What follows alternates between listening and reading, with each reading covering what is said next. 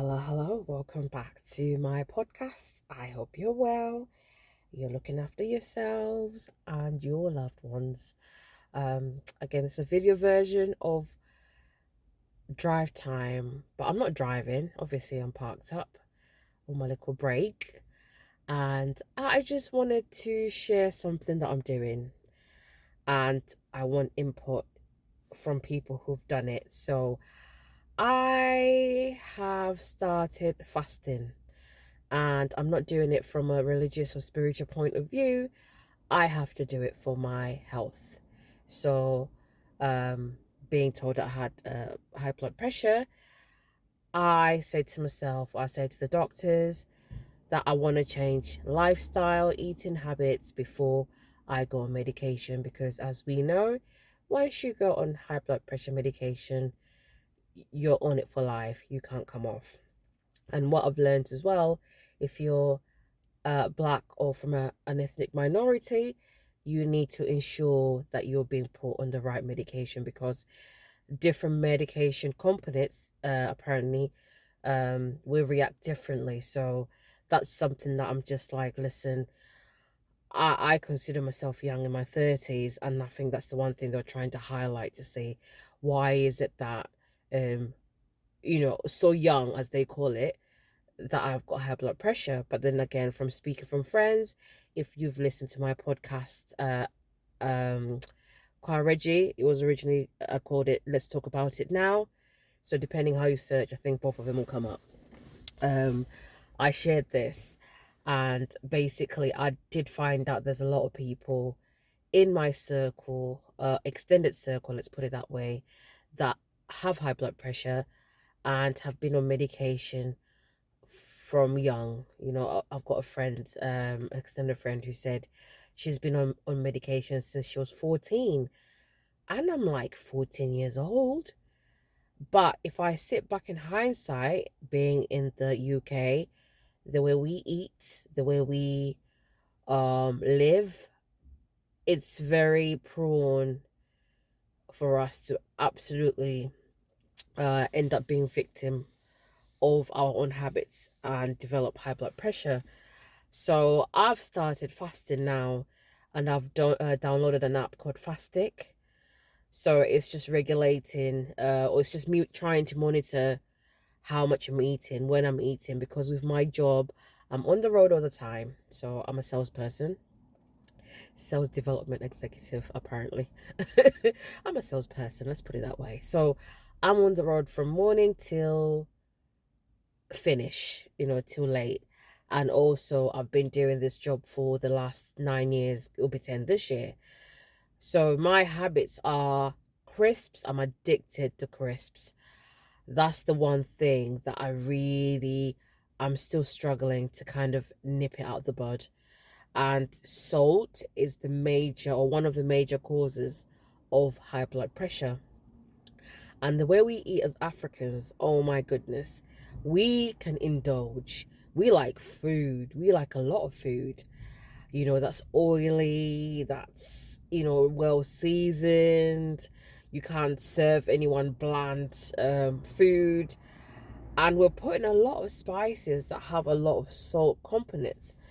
And I'm bad for it because I love to cook as well. So whatever I make, it's going to be well seasoned, it's going to be well flavored. And to shift from that mindset is it's hard. Like now I'm hungry and I'm talking about fasting and food and crisps. My immediate instinct, because I'm going into people's shops and businesses where there's confectionery, I work in confectionery. Um, you see all sorts. And if I see new crisps, I'm like, oh my goodness, I want some. And I've not had breakfast this morning. So my body is telling me I need to go and find a pack of crisps. That's new, that's different, because I then justify why I'm eating that pack of crisps. Because I was saying it's new, I've never tried it, and I feel like I need it. And I say that to say, how many of us have actually sat down and realized how much crap or how much salt or salted foods we're eating and how much carbs we're eating, because it's shocking for me. I'm not, logging every single thing I eat, but I've reduced things in the house, what's there, how much I'm buying food wise, because I used to spend so much on food. Again, that's another topic for another day, because I feel like I was eating from I probably would say a depressed place or a comforting place. Food would give me comfort, so I was eating and eating and eating, and I always used to be small, and I never thought that weight would creep up on me, and cholesterol and all of that. And then obviously you feel a bit unwell. I pushed myself to get the bloods done, and this is where they're telling you you've got high cholesterol, high blood pressure, you need to lose weight, because as you're getting older, it catches up. But just sit down and just really assess yourself. And it's not about how big or small you are in body mass or weight. It's just how much stuff are we putting in our body, and how much of it is actually full of salt and I would say sugar. I'm not a very sugar person, but again, if you, I think sugar comes in different contexts, because apparently carbs do turn into sugar. I might be lying. I don't know the truth about that. I don't use sugar anymore for my coffees. Again, I've cut down on coffee. I cannot drink coffee anymore. I used to be addicted to coffee and caffeine. Like, I had to have 2 cups first thing in the morning. Now I'll make it and I'll have 2 sips and I'm over it. So I'm on green tea. I don't use sugar. I use honey. So if you're a sugar person, I'm sure that contributes to, like, weight and cholesterol. I'm not very scientific, and like I said, my channel is more just me chatting shit the best way I know it. So all I'm saying is, summer is coming, and maybe not even just because of summer, try and go on this journey with me in your own way. Try and get a fasting app or some kind of app or something that can regulate to see exactly what you're eating, how much you're eating, not just for yourself, but your household. Because when I'm driving around, for me, I see a lot of people, and I see young black kids that are taller than me. I'm only small. I'm 5 foot something.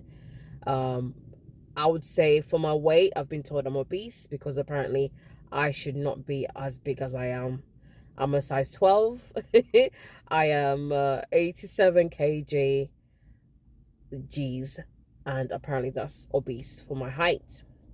So when I'm driving around, I see a lot of our young children, African American, black kids. Let's put it that way. I'm not in America, so, but again, that's an easy term to understand. I see them, and you see someone who's 12, 13, big, as in they're taller than me, for one, but the weight is, if I stood next to them, especially the young girls, I almost look like I'm their age mate. I almost look like they're older than me. I'm a teenager in all sense, and you're walking and the breathing and all of these things. Obviously, I'm in the shop, so you're in close proximity, and I'm just thinking, oh my goodness, what is this?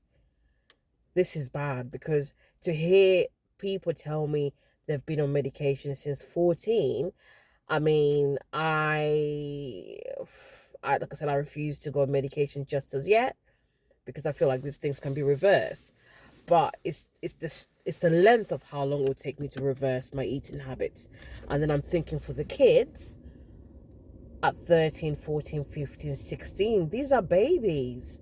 We were babies at that age. I mean, we thought we were grown, but what will it be when they get to their 20s and 30s from a health perspective?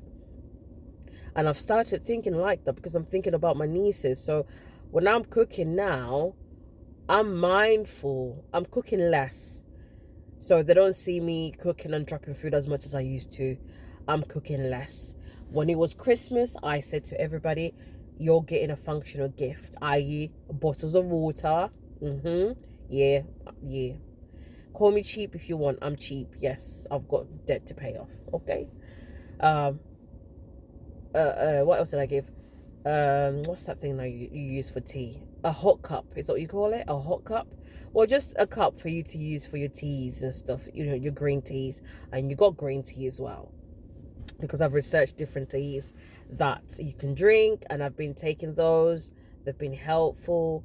So again, I'm just like, I have to be a catalyst of change, because I've been the one feeding or cooking these delicious meals very often and giving it, to family members. And I'm saying I want to be on a health journey, and I want everyone to be. So I said to myself, do you know what? I have to, in my habits or in my changes, I have to be intentional how I share it forward. I can't lie, it's not easy. It really is not easy. I've cut down KFC, I have cut down McDonald's. Even like what I'm eating, I'm doing more veggie, trying to lessen the amount of seasoning that I put in, and that will take years, I can't lie.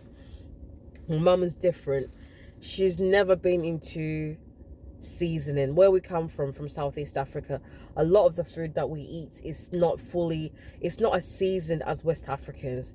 And fortunately and unfortunately for me, I have learned how to do all the West African foods, Nigerian foods, mainly. So it's a lot of frying, a lot of oil usage, a lot of spices. I grew up in an Asian, Pakistani, Indian community in my teen years. So again, they use a lot of spices as well. So it's not just about black people. I always say brown. I coined the term as brown people. So that came from that as well, for the spices I learned to use or experiment, and I still experiment with that. I've lost my train of thought now. But all I'm saying is, like, I've had to change. Yeah, I was saying about my mom. Sorry. I was saying she's never liked a lot of salt in her food, and she did get to a point where her diabetes and her blood pressure, I think it was a bit high at one time, and she managed to reverse it purely from changing diet. And it wasn't difficult for her, because where she's at now, she's not in the West anymore. It's all clean food, like it's clean fish, clean vegetables. When I mean clean, it's like it's literally minimal oil, less spices. You just put the one spice, like a Maggi cube or a Royco form of cube, just enough, not to the extent that it's entering your eye. For me, when you serve me, the food must enter my eye, okay? If it's not entering my eye when I eat it, as in the taste must enter my eye, it's not doing it for me. And I remember even, she was here, so growing up in the Asian community, she just disliked a lot of spices. She always wanted you to serve a balanced meal, i.e., if you've got, your starch, you need your vegetables, and you need your protein. You cannot serve that woman, my mother, food that does not include greens on the plate. She will send it back. She doesn't like lots of oil. She's been telling us for years, and again, as kids, we're stubborn because we think we know everything. Olive oil, right? Which I've only just adopted now because I'm doing less frying. Olive oil. She's always as expensive as it can be. Olive oil. But then I'm thinking, if you think about it, expense, yes, at that time when you're ingesting and eating it, long term, it's meant to be good for you. So changing things like that, the amount of sunflower oil we use for frying. Like if you boil a chicken, yeah, the African chicken, you boil it and then you fry it, and then you put it in the stew that's already got oil again. It's a lot. It really is a lot. So if you've got olive oil and you know how much you've paid for it, you ain't finna use all of that, right? You are not going to put a whole jug of olive oil in your fryer to fry something, to fry your puff puff, you think twice. You really will think twice. And if you boil chicken, turkey, especially the fresh turkey, not the smoked one, if you boil that or put it in a slow cooker, a crock pot, the amount of oil that comes out of that is so insane. So I'll keep that and use it for my fried rice or stock if I needed to. So it's going to go straight in the freezer once it's cooled down. So little things like that I'm having to implement, because I'm just thinking, when we get to our 50s and 60s, and I've said this on my podcast upload before, we almost get shocked to find out we've got high blood pressure, diabetes. You hear somebody, they've had to amputate a leg or a limb, cardiac arrests, strokes, all these things. If we start reading up about it, it really starts from now. It starts from them 13, 14, 15-year-old or whatever we're feeding to the young ones. I use a lot of chili. I think chili is good. Apparently it burns, I don't know, it makes you sweat, so you're getting rid of toxins. Again, I'm not a doctor, I'm just chatting shit. It's just like whatever we're feeding the young ones, literally it's like you're building a psyche in the head of what they're gonna choose and eat. I don't like noodles. Once upon a time, we've all gone through a stage. I used to love noodles. Indomie, oh my goodness. Indomie so into me. Like Indomie, oh wow. If you're hungry and you want a snack, you go for Indomie. After school, Indomie. Holes at uni, when you're broke, Indomie. Like, we made noodles in our younger years, and I'm sure there's households, and I'm not judging, that will use noodles as a quick snack and meal. And from family, I've seen it, with young babies where maybe not everybody extended in the family is very good at cooking, and they felt noodles was the quick go-to to feed. Ain't no way. Like, my mom, as far away as she is, she was just like, why are you feeding them noodles? Like, what's that? Potatoes are good because you get potassium, which again, if you've got high blood pressure and all of that, potassium helps, right? But ingesting that many noodles, now I look back, it makes me almost not even feel sorry for myself, because I'm just like, we started this on ourselves. We're putting this on ourselves. And then when we come to later age, we're complaining that the doctors or specialists missed something. But no, we're missing it. We're really missing it. Can you imagine, like, if you're eating a pack of Indomie every single day? And I've done it, like I said to you, because now I'm like, maybe all the crap I ate is literally, this is where the weight's come from. Of course, you're walking, you're doing work, you're shedding it. The body's working hard to burn it. But I'm just saying, those eating habits, we start young, and they fester in old age. So, fruit, eating fresh is not as cheap in the abroad. But then I go to the Sunday market, which again, you can get really good bargains, especially if the market's about to close around 2:30-ish. No, 1:30 for Smithfield. Because again, they need to get rid of that fresh veg, which you can wash it and it goes straight in the freezer, or in the fridge rather. I freeze my onions, I freeze my spinach, I freeze my peppers to use another day, even if I'm doing a stir fry. Like, I believe in freezing from fresh. Judge me, I don't care. But it just means that I'm not wasting, But yeah, like fruits, even if it's fruits that you feel like, oh, the bananas that feel like they're a bit brownish, bananas are good for potassium. So yeah, if you've got time, and obviously, working shifts can be a bit hard, but on a Sunday, if you've got a Sunday market near you, or fruit and veg market near you, or just, the Asian shops, I call them Asian shops, but the ethnic shops, that almost act like a small cash and carry. The ones that have fruit and veg outside, go there. It's actually cheaper and almost fresher and not as modified as you go into Aldi. Especially the tomatoes. The tomatoes from Aldi at a pound. Excuse me. Oh wow, that's my hunger speaking. And the tomatoes I get from my local Asian shop for the same price, and I get more, by the way, they taste so nice. I have that with coriander and onions, and then onions, if you do your research, very good in the benefits of it. So I'm sounding like I know everything at this minute because I've been doing my research. These are things that our mum has always preached about from young.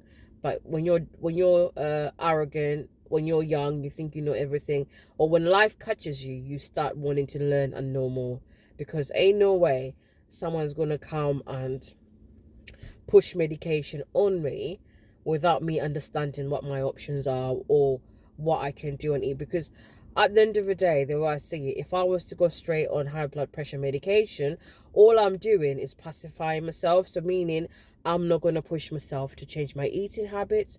I'm not going to push myself to limit the crisps that I eat. I'm not saying I don't eat, like I said earlier. It's a struggle, okay? It's a real struggle. Yes, I still make my rice, but I'm limiting how many times I cook. Me and my neighbor always used to like cook and be sharing food. I've limited all of that, because I have to make this change. I have to make this change. The way NHS, the way it's going, shortages of, specialists and all these things. And sometimes you can go and see a specialist, and being from an African background, they can try and talk to you anyhow if you're not wise. And it's happened to me. And I'm just like, you know what, sir? I discharge myself from your care. I will wait for somebody else who I feel comfortable with so I can speak to and get myself together. Because I don't need to, you don't need to be subjected to rudeness or bias, because why? You're paying into the system, because why? Right? It's not like you're going there for free, contrary to what people think. Oh, you're just getting free access. No, you're paying into it. Okay, so it means you want to feel like you're talking to people who actually, yes, they're there to treat you, but a bit of compassion, a bit of tone, and how they talk to you and how they treat you, that helps. Because yeah, you've been ignorant. Nobody needs to drum it into your head to say you've been ignorant in the way you eat or your lifestyle. We know lifestyle leads to a lot of these health issues. We know that, so when you're there, I'm hungry, guys. My stomach is rumbling. When you're there, and someone's already biased and they're talking to you any kind of way, that puts you off, and this is why that joke of like, black people don't like going to the doctors, or black men don't like going to the doctors. I don't think it's the fact of just not liking, but it's also how you get spoken to and treated. So I just feel like if I can do the baby steps of changing as much as I can, so that when you go for these bloods or you see a cardiologist or they're suggesting medication, you're almost equipped to say you know a bit more about where you stand, and you can speak up and you can question things properly and you can suggest things, For example, apparently when you've got high blood pressure, you're meant to be going for yearly blood checks and eye tests. They missed that, but I pushed because my mom told me this is what you're meant to do for the blood checks, especially. And this was before I even got found out that I had high blood pressure. But the eye test, this was told in conversation when I literally made a fast to get a second blood done. I think it was nearly a year after the first diagnosis, and I was just going for, from what I was feeling, what my spirit told me to say, you know what, go get your bloods done, go get checked, because something wasn't feeling right. I wasn't feeling myself. And this is where I found out that I had high cholesterol. But again, when the blood checks were done, right, I read the transcript. And please, when you get your bloods done, read the whole transcript of what was tested, what came back high or low.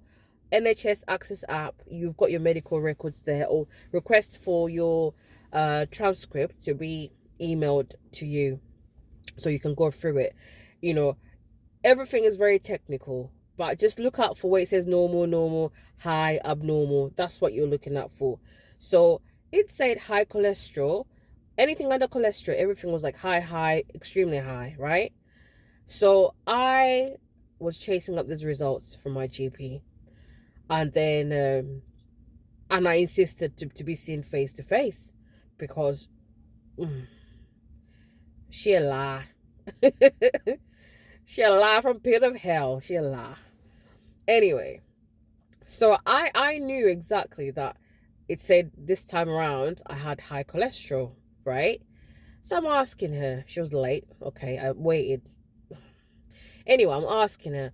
So basically, you know, what happened to my bloods? Is everything okay? And she goes, oh yeah, everything came back normal. And I looked her dead in the eye and I said, you know what, you're lying. Because it says on there that I have high cholesterol. So clearly, it didn't come back normal. Nothing came back normal. What you're telling me is a lie. And she went, oh, no, no, no. Basically, yeah, of course it's high cholesterol, but it's nothing major. And I'm like, for somebody who you've diagnosed or has come back that I've got high blood pressure, high cholesterol is a big deal.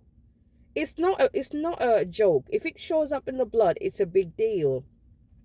And then she was an Asian woman, which I was a bit gutted because I thought you should know better, right? She walked in, with a little suitcase. I don't think she wanted to be there, and I get it. We all have family issues and stuff like that. Doctors, specialists are all human beings, but I'm just like, you chose that field, and I'm assuming you've got compassion. But again, I know everybody is not going to a field for the sake of compassion. Excuse me. It's more money. How much can you earn? Whatever. And then she starts going into a whole spiel of like, oh, but you said you're going to change your diet and stuff like that. And I'm like, yeah, I have, which I did, and I fell off a little bit. So I get why that came back like that. It wasn't there before. And again, I was binging on eggs as well. Before eggs became very bougie and expensive. My diet would be, because I thought I was doing the right thing in the morning, my diet would be like 2 boiled eggs, and what else, like that 1 hash brown, because I couldn't cut carbs completely, or salted omelette, like Spanish omelette rather.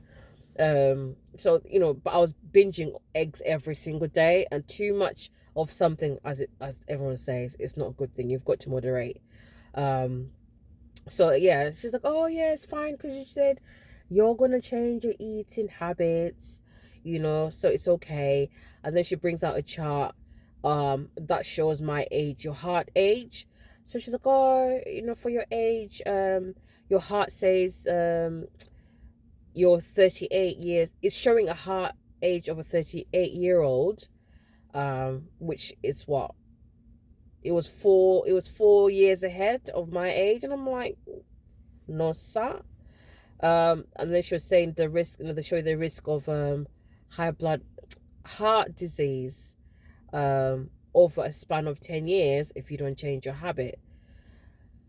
But I was already annoyed at that time because I thought to myself, how dare you sit there as a doctor, as a clinician, as somebody who's got duty of care, lie to me and say that my bloods came back all fine.